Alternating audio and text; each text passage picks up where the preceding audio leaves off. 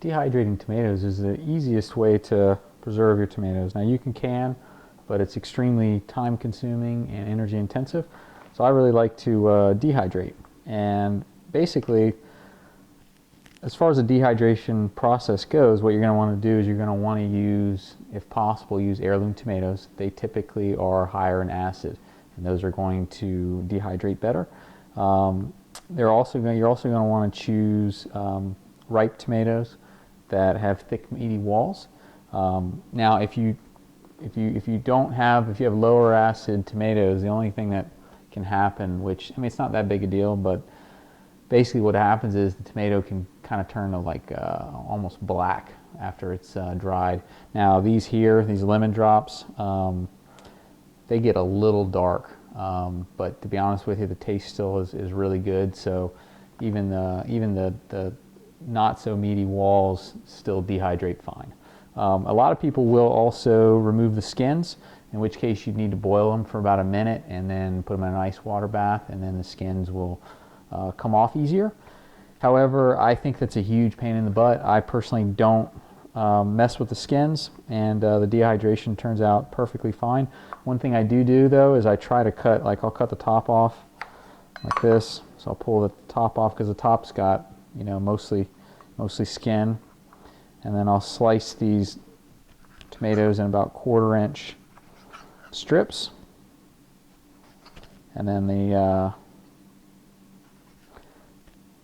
underside bottom piece I also give those to the chickens as well. So those parts I won't dehydrate, but the bulk of it gets dehydrated. So these regular tomatoes, they get about, like I said, 1/4 inch slices. The smaller cherry tomatoes, these I just cut in half, and these are good to go. So the next step is you'll want to slice your tomatoes and put them on the dehydrator trays. One thing you'll want to do is, the first thing you'll want to do before you put your tomatoes on the trays, you want to spray the trays with a non-stick cooking spray. It's just a vegetable oil cooking spray, and then that way when you dry the tomatoes, they won't stick when you're pulling them out. I also like to add some salt, some sea salt, and some fresh basil. And the reason I like to do that is because it gives it a nice flavor that that when you dry them, it's almost like you can eat them by themselves, almost like dried tomato chips. They taste really good. But you can also use them on top of a winter salad, or in pasta, or in soups. Or like I said, you can just eat them by themselves. So once you put your basil and salt on, that's good to go. So now that the tomatoes are all sliced and seasoned, basically now you just need to put them in the dehydrator. So put them in. This is a 9-tray Excalibur dehydrator. Put the front door on. Now the temperature you're going to want to put it at is 155 degrees, and so we'll turn this on. It's 155 degrees, and it'll take about anywhere between 7 to 9 hours, depending on how humid your house is and how thick you cut the tomatoes. I think I cut them a little too thick sometimes, so mine usually takes about 12 hours. So everything is dry now, and your tomatoes should look something like this when they're done. And they're going to be leathery, and they're going to be brittle. So it'll be nice and leathery and brittle.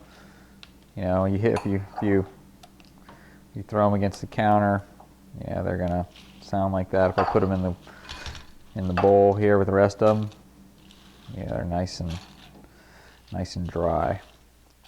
You want to let them, since if they've been in your dehydrator or your oven, you don't want to let them sit for about 30 minutes or so just to get down to room temperature, because if you put them in immediately into your vacuum packed bags or your gold line paint cans with oxygen absorber, if it's hot, and you can get some condensation. So you definitely don't want that. You don't want any moisture at all when you're preserving. So these are pretty much ready to go. So what I'm going to do is I just take handfuls of them, put Put them in my vacuum seal bags.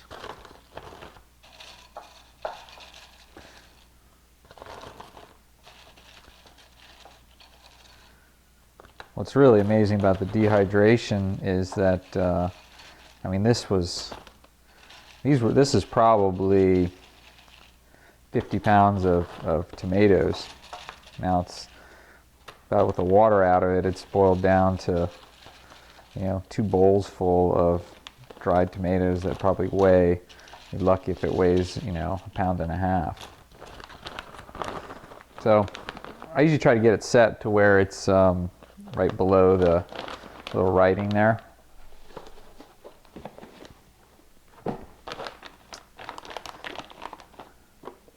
And then you want to put the top of your food saver bag in the vacuum. There's a vacuum and seal button. Just go ahead and push that.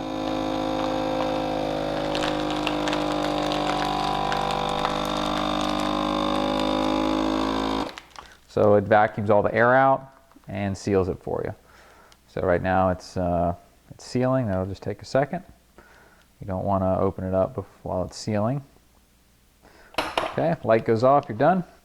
And this is the final product. And this can store, you should store this in a cool, dry place, or just a cool place. It's going to be dry inside here, but a cool place and it can typically store for 6 months to a year.